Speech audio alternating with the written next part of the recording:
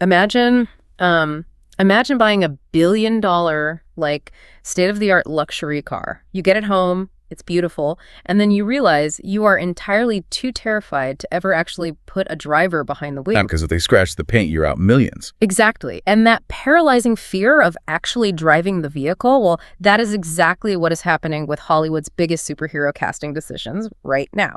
So, welcome to a brand new deep dive. Glad to be here. Today, we are wading into this massive, just a really tangled web of industry whispers, circulating casting rumors, and some incredibly intense fan discourse. Oh, it is intense right now. Yeah, specifically regarding the upcoming integration of the X-Men and, other heavy-hitting characters into the broader cinematic universe. And our mission today is not just to rattle off a list of who might be playing who. No, that would be too easy. Right. We are going to unpack the mechanics of why these specific choices are, practically tearing the fan base apart and exposing these massive cracks in studio strategy. Because casting a superhero in the modern era, it is no longer just an artistic matching process. It has completely devolved into a high-stakes corporate gamble. Oh, totally. We're looking at an environment where putting an actor in spandex is it's an intensely scrutinized defensive maneuver. Every single name currently floating around in the entertainment sphere reveals exactly how a studio views its audience, its profit margins, and its own incredibly fragile legacy. Okay, so let's unpack this. Let's start with the first major wave of rumors hitting the X-Men horizon. Because on paper, some of this chatter sounds like an absolute dream team for this studio. It really does. Let's look at Emma Frost. The heavy rumor right now is Samara Weaving, who, a lot of people know from her breakout role in that horror comedy, Ready or Not.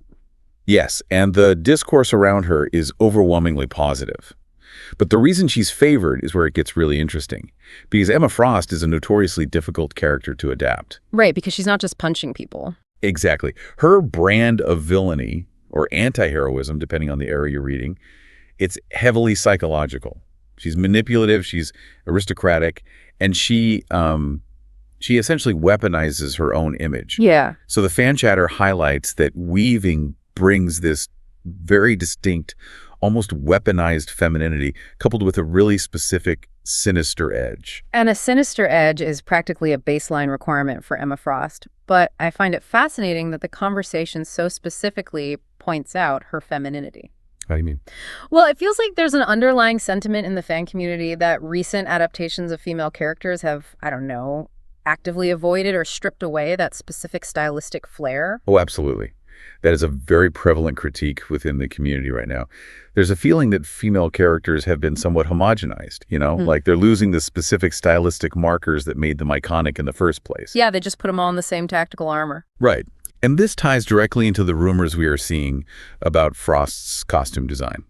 So the word is the studio is leaning toward a modern, highly comic-accurate look, but they're deliberately avoiding the classic, heavily revealing outfits she wore in the older comics. Which makes sense. It does. But they are attempting a very difficult tightrope walk here. They're signaling a desire to take the character seriously as a modern power player while still, trying to capture her traditional comic silhouette to appease the purists. It's a super delicate balance, and the fascinating casting rumors, they don't just stop with Emma Frost. For Rogue, the absolute favorite in the rumor mill right now is Kaylee Spaney. She's been on an absolute tear lately. Right. She was the lead in Alien, Romulus, she did Priscilla, Civil War, Pacific Rim Uprising. And the consensus in the discourse is basically she looks exactly like the character, just put her in the leather jacket and let her go. Because Rogue requires a very specific emotional frequency.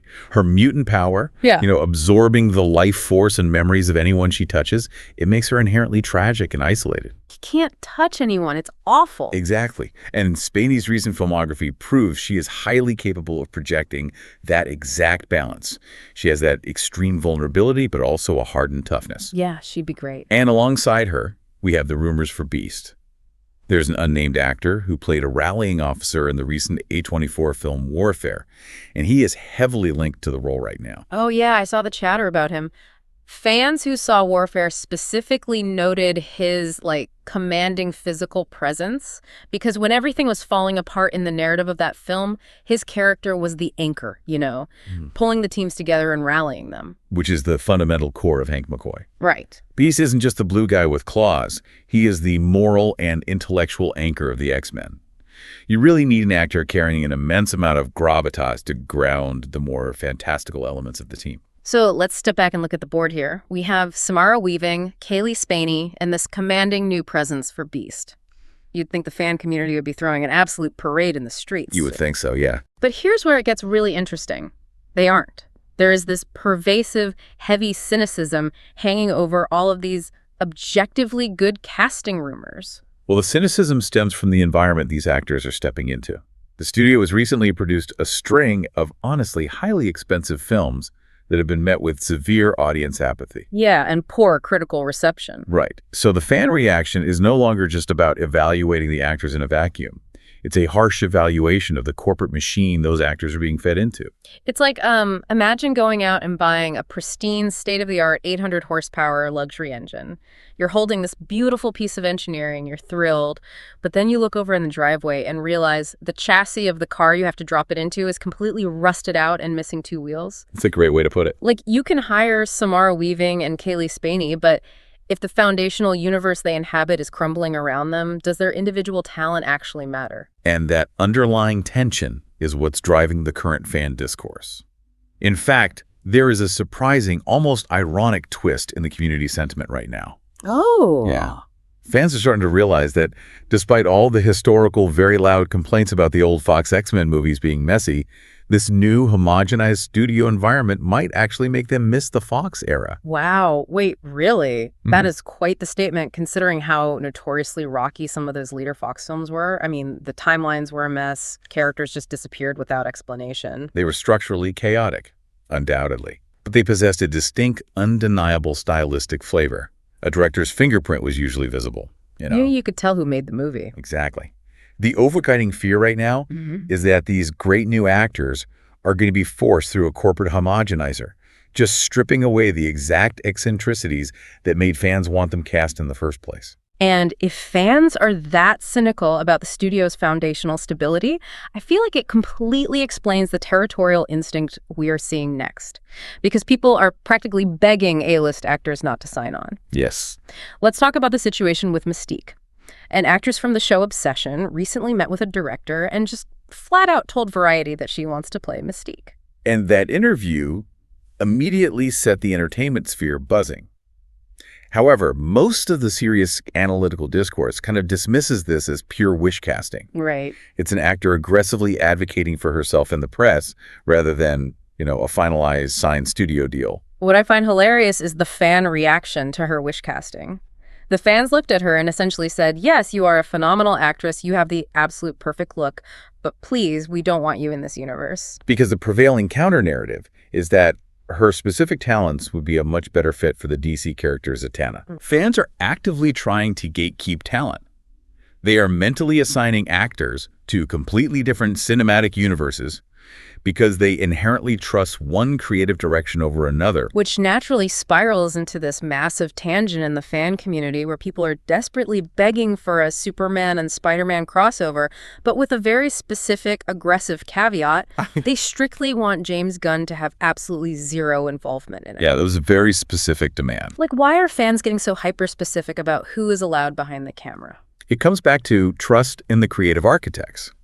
The fan base is fracturing into camps based on perceived directorial philosophies, which honestly brings us perfectly to the ghostwriter situation. Oh boy, yeah. Because this conflict between directorial philosophy and studio mandate is playing out in real time there.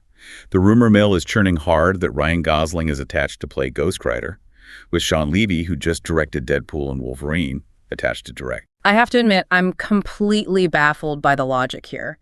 I look at Ryan Gosling, undeniably a fantastic actor, and I can totally see him having a great time trading witty quips with Spider-Man in a daylight battle. But as is the spirit of vengeance... It's a stretch. Right. A character fundamentally rooted in demonic possession and hellfire. And the pushback from the audience on this specific pairing is severe. Ghost Rider requires a dark, supernatural, almost horror-driven tone. Yeah. And that's precisely where the intense critique of Sean Levy comes in. Yeah, because they don't see him as a horror guy. Not at all. The discourse views him very much as a hired gun for the studios. He is perceived as a director who makes reliable, safe, financially viable choices rather than bold stylistic ones. Okay, if we connect this to the bigger picture, isn't hiring Sean Levy for a ghostwriter movie essentially like hiring a wedding DJ to score a haunted house? That's like, sure, they both know how to play music and they both use speakers, but the vibe is going to be catastrophically wrong. If a studio owns this massive IP, why do they consistently prioritize a safe choice over a stylistically appropriate one? Well, we have to look at the immense financial risk involved. Specifically, the bizarre corporate dynamics operating behind the scenes. Okay. The chatter points out a fascinating and highly restrictive financial reality regarding shared characters like Spider-Man. Disney is doing all the heavy narrative lifting of weaving these interconnected massive films together, but Sony is allegedly walking away with the lion's share of the Spider-Man box office profits. Yeah, I was looking at the numbers from these industry whispers, and the rumor floating around is that Disney is getting a measly 25% of the profit on those specific co-productions. How does a margin that thin actually dictate who gets to sit in the director's chair? It dictates everything. If a movie costs $200 million to make, plus another $100 million to market, and you are only seeing a 25% slice of the eventual profit, your appetite for creative risk drops to absolute zero. Oh, I see. You cannot afford an auteur taking a wild R-rated horror swing on Ghostwriter. You want the guy who just safely guided Deadpool to $1 billion. You are mandating predictable, mathematically safe returns. But playing it mathematically safe seems to be causing catastrophic structural damage to the overarching narrative, especially when it comes to how the studio handles its legacy characters. Oh, absolutely. This absolute terror of financial risk leads us to the third and undoubtedly most heated section of our deep dive today, and that is the recasting double standard. This is the exact point where the fan discourse transitions from cynical skepticism to outright hostile criticism. The studio is currently trapped in a narrative web of its own making because they are applying wildly inconsistent rules to how they manage legacy characters when actors leave or age out or pass away. So let's lay out the board here to see just how chaotic this is for you listening. On one side, you have Wolverine and Iron Man. The heavy rumor suggests that the studio is absolutely paralyzed by the thought of traditionally recasting Wolverine right now. They won't touch it. The prevailing thought is that Hugh Jackman will just pop up again after the upcoming Secret Wars event, which, for those unaware, is rumored to be this massive multiverse colliding storyline used to basically reset timelines. Right. And we already know Robert Downey Jr. is returning in a different capacity rather than the studio simply casting a new young actor to play Tony Stark. I don't get it. James Bond recasts his lead every decade and makes an absolute fortune.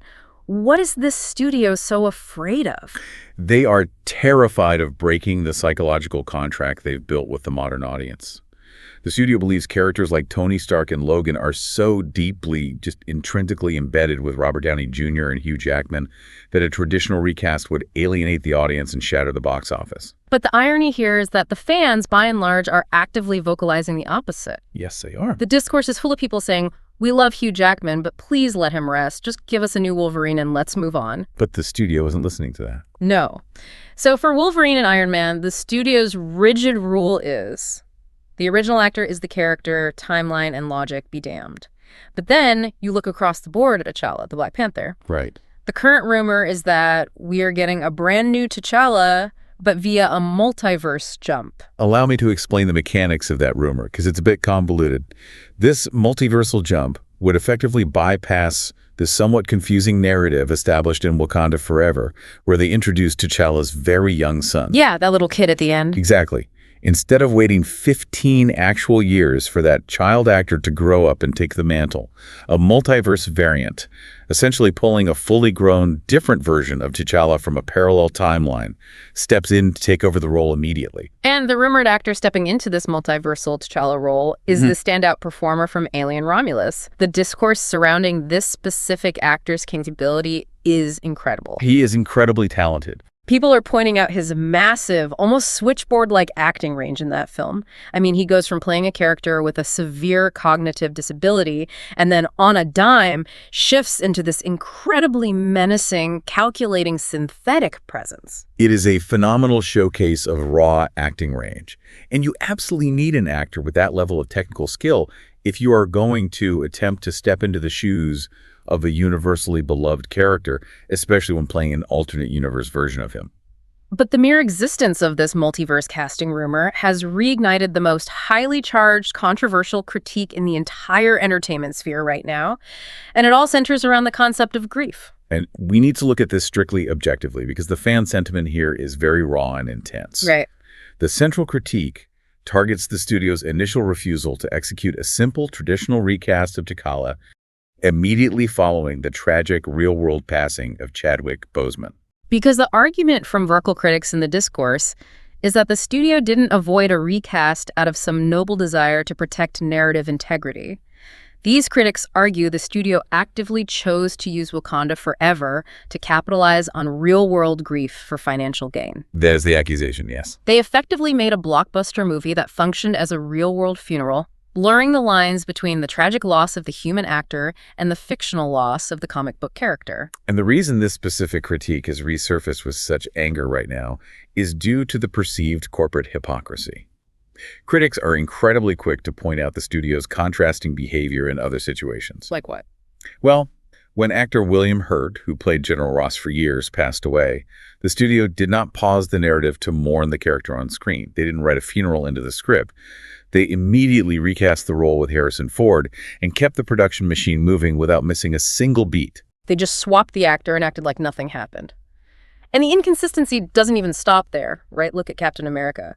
The studio decided to retire Steve Rogers and have a black Captain America take up the mantle. Right. That was a succession storyline, passing the shield to a new character entirely, not a traditional recast of the Steve Rogers character. And that specific succession strategy has sparked sharp, ongoing division within the fan base. You have a highly critical segment of fans who view this replacement strategy as a complete narrative failure. Really? Yes. They argue it would have been vastly superior to simply put a new actor in the role of Steve Rogers and continue telling Steve Rogers stories, exactly like the James Bond franchise does. So what does this all mean when you pull back and look at the whole picture? I'm looking at this sprawling board of rumors, and the studio's rulebook is basically that there are absolutely no rules. None whatsoever. It's like, imagine a professional sports league changing the foundational rules of the game midway through the season, but their decisions depend entirely on which specific player gets injured. Right. Like, oh, the star quarterback is out. Okay, we're playing by soccer rules now. Wait, the linebacker went down. No, for him, we're sticking to football. Is this staggering level of inconsistency ultimately going to just break the audience's trust in the ongoing narrative? It raises a fundamental question about the long-term sustainability of interconnected cinematic universes. Yeah. What you are witnessing is a massive corporate entity completely paralyzed by competing priorities. Okay, what are they? They are trapped in a triangle. They're trying to respect legacy actors to appease fans. They're trying to maximize profit margins in a highly volatile box office climate. And they're attempting to maintain a cohesive chronological timeline. And they can't do all three. Exactly. They're consistently failing at maintaining that cohesive timeline, precisely because they refuse to commit to a single underlying philosophical rule about how characters exist beyond the actors who play them. They want the profound emotional weight of a shared, continuous, decades-long story. But they also want the corporate flexibility to hit a giant multiverse reset button whenever an actor's contract gets too expensive, or a movie underperforms, or a real-world tragedy strikes. And you can't have it both ways. Yeah. When a studio relies on complex multiverses and time jumps and variants to explain why a character suddenly looks different, rather than just trusting the audience's intelligence to accept a new actor playing a role, they send a very clear signal. Which is? They signal to the audience that the celebrity actor is more important than the fictional character. Man. Which brings us to the core of what we've uncovered today. Looking at this current wave of casting rumors, from the X-Men to Ghost Rider to the Black Panther mantle, it reveals a truly fascinating and honestly somewhat tragic dichotomy. Very much so. On one hand, you have incredible, undeniable individual acting talent being drafted into the arena. We're talking about Samara Weaving's sinister, weaponized femininity. We've got Kaylee Spaney's exact physical and emotional match for Rogue, and the phenomenal switchboard range of the actor from Romulus. But on the other side of that dichotomy, all of that brilliant, fresh talent is being drafted into a cinematic universe that appears to be rapidly buffeting under its own structural weight. Yeah.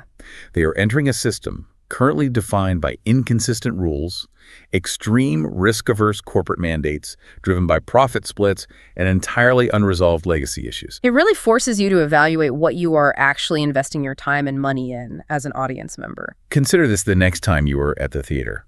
When you buy a ticket to watch one of these massive franchise films, what are you actually paying to see? That's the big question. Are you paying for the core, enduring essence of the comic book character?